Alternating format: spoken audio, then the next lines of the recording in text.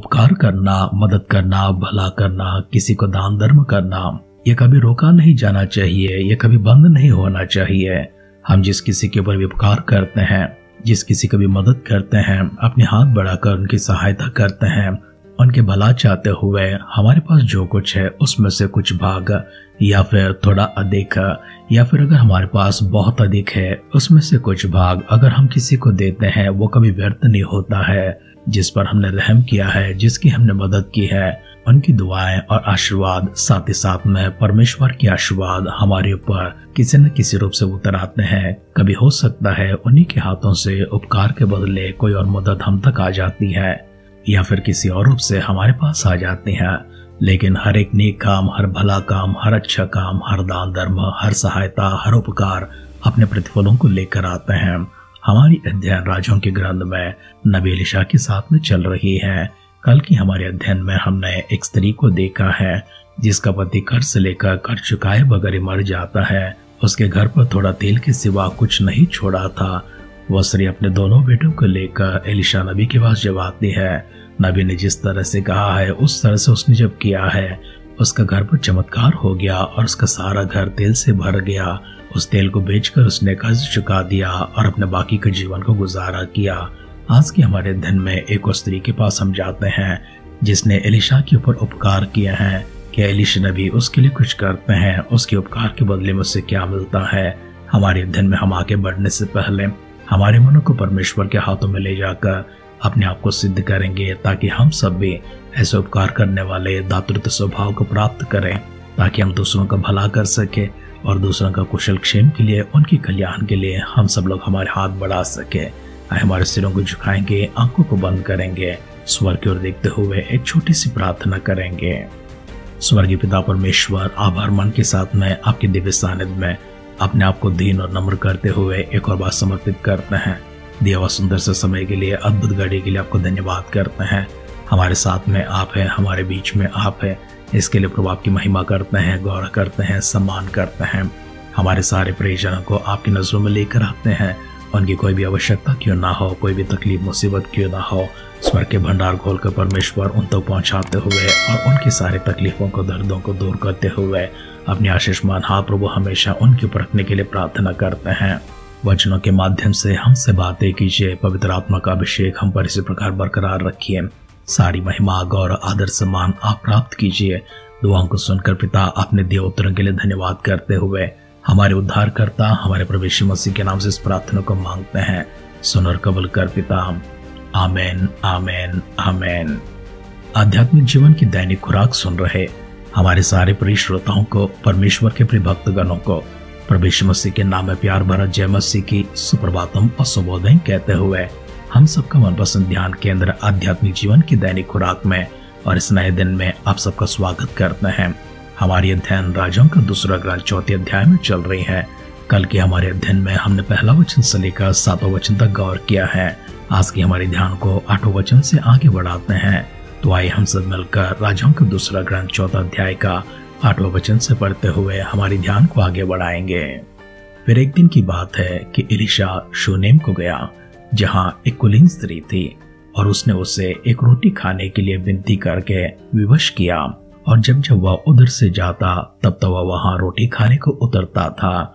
और उस स्त्री ने अपने पति से कहा, सुन, यह जो बार बार हमारे यहाँ से होकर जाया करता है, वह मुझे परमेश्वर को कोई पवित्र भक्त जान पड़ता है। तो हम भीत पर एक छोटी ऊपरी कोठरी बनाए और उसमें उसके लिए एक खाट, एक मेज, एक कुर्सी और एक दीवट रखें, कि जब जब वह हमारे यहाँ आए तब तब उसी में टिका करे। एक दिन की बात है कि वह वहां जाकर उस ऊपरी कोठरी में टिका और उसी में लेट गया। और उसने अपने सेवक गेहाजी से कहा, उस शूनेम को बुला ले। उसके बुलाने से वह उसके सामने खड़ी हुई। तब उसने गेहाजी से कहा, इससे कहा कि तूने हमारे लिए ऐसी बड़ी चिंता की है, तो तेरे लिए क्या किया जाए? क्या तेरी चर्चा राजा व प्रधान सेनापति से की जाए? उसने उत्तर दिया, मैं तो अपने ही लोगों में रहती हूँ। फिर उसने कहा, तो इसके लिए क्या किया जाए?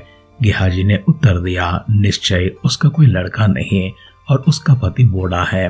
उसने कहा, उसको बुला ले।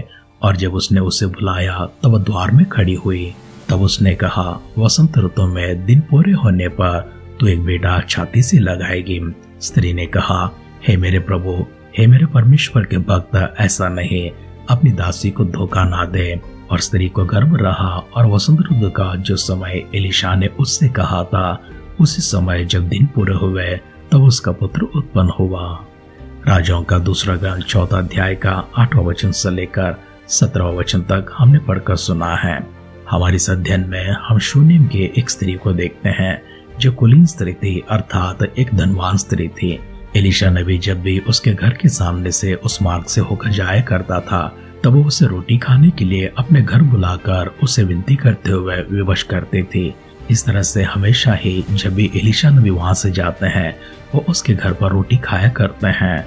एक दिन उसने अपने पति से कहा, यह जो हमारे यहाँ से बार बार होकर जाया करता है, वह मुझे परमेश्वर को कोई पवित्र भक्त जान पड़ता है। इसलिए मैं चाहती हूँ हम भीत पर एक छोटी ऊपरी कोठरी बनाएंगे और उसमें उसके लिए खाट रखेंगे, एक मेज रखेंगे और एक कुर्सी रखेंगे, एक दीवट भी रखेंगे कि जब जब वो हमारे यहाँ से होकर जाए तब तब उसी में टिका करे। उसका पति इस बात से सहमत हुआ और उन्होंने मिलकर इसी प्रकार से एक छोटी सी ऊपरी कोठरी बनाई और उसमें खाट रखा, मेज रखा, कुर्सी रखा और एलीशा नबी कई बार उसमें आया जाया करते थे। एक दिन एलीशा नबी ने उससे कहा, जो तूने हम पर ऐसे उपकार किए हैं, हमारी चिंता की है, तो क्या चाहते कि हम तेरे लिए करें? क्या तू चाहती है तेरी चर्चा मैं राजा से करूं या फिर प्रधान सेनापति से करूं? उसने उत्तर में कहा, मैं तो अपने ही लोगों के बीच रहती हूँ, अर्थात मुझे किसी चीज की आवश्यकता नहीं है, ना ही मुझे कोई शिकायत है। मैं बिल्कुल खुश हूँ, मैं संतुष्ट हूँ। यह कहकर वो चली गई थी। तब एलीशा ने गेहाजी से कहा, उसने जो हमारे विषय में इस प्रकार की चिंता की है, मैं चाहता हूँ कि हम उसके लिए कुछ करें, उसकी जो कमी है उसे पूरा करें। तब गेहाजी ने कहा, निश्चय उसका तो कोई संतान नहीं है और उसका पति भी बूढ़ा हो चुका है। तब एलीशा ने कहा, उसे मेरे सामने बुला ले आओ। गेहाजी उसे बुला लेकर आते हैं तो आकर वो द्वार पर खड़ी हो जाती हैं। एलीशा ने कहा, आने वाले वसंत ऋतु के समय जब दिन पूरे हो जाएंगे तो एक बच्चे को अपनी छाती से लगाएगी। स्त्री ने कहा, हे मेरे प्रभु, हे मेरे परमेश्वर के भक्त, ऐसा ना कहा, अपनी दासी को धोखा ना दे। वह विश्वास नहीं कर पा रही थी क्योंकि वह जानती है उम्र बीत चुका है और उसका पति बूढ़ा भी हो चुका है। इतने बुढ़ापे में संतान की आशा करना या उम्मीद रखना यह तो असंभव की बात है। इसलिए स्त्री ने कहा, हे मेरे प्रभु, हे मेरे परमेश्वर के भक्त, मुझे धोखा ना दे। लेकिन एलीशा के वचन के अनुसार ऐसा ही हुआ। वह गर्भ धारण करके अपने दिन पूरे होने पर एक बच्चे को जन्म दे चुकी थी। नबी एलीशा के कहने के अनुसार बिल्कुल वैसा ही हुआ है। वचन सुन रहे प्रियजनों, आरंभ में भूमिका के शब्दों में आपसे कहा गया था, जो उपकार आप करते हैं उसके बदले में प्रतिफल आपको मिलती हैं। हो सकता है वहीं से मिले जिन पर आपने उपकार किए हैं, या फिर किसी और मार्ग से, किसी और राह से आपके पर वे उपकार आशीर्वाद के रूप में लौट आए। इसलिए उपकार करना कभी बोलना नहीं, कभी रोकना नहीं। यह प्रक्रिया निरंतर हमारे जीवन में जारी रहना चाहिए। आइए दुआ करते हैं। पिता परमेश्वर, हम एक और बार आपको शुक्र अदा करते हैं, आदर सम्मान महिमा के साथ में इन शब्दों के लिए प्रभु जी कृतार्थ होकर आपके दिव्य सानिध्य में अपने आप को दीन और नम्र करते हैं। हमारे सारे परिजनों को फिर से एक बार आपके आशीर्वाद हाथ से छूने के लिए, उनकी देखरेख करते हुए, उनका पालन पोषण करते हुए हम सभी को भी परमेश्वर जीवितों की संख्या में, भाग्यवानों की संख्या में अगर यीशु मसीह की आगमन विलंब होती है, कल सुबह मिलने का सौभाग्य प्रदान कीजिए।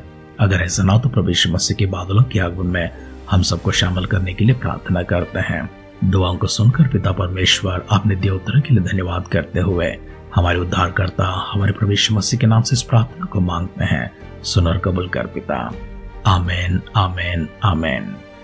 नेकी करने का मन परमेश्वर आपको प्रदान करें और नेकी करते हुए कभी आप थक ना जाए। आपके उपकार अनगिनत रूप में अनजाने और जाने मार्गों से आपके पर बहुतायत से उतर आए। हमारी इसी दुआ और कामना के साथ आज के ध्यान कहीं पर समाप्त करते हैं।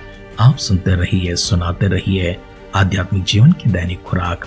कल फिर मिलेंगे। अपना ख्याल रखिए, अपनों का ख्याल रखिए, दूसरों का भी ख्याल रखिए। God bless you.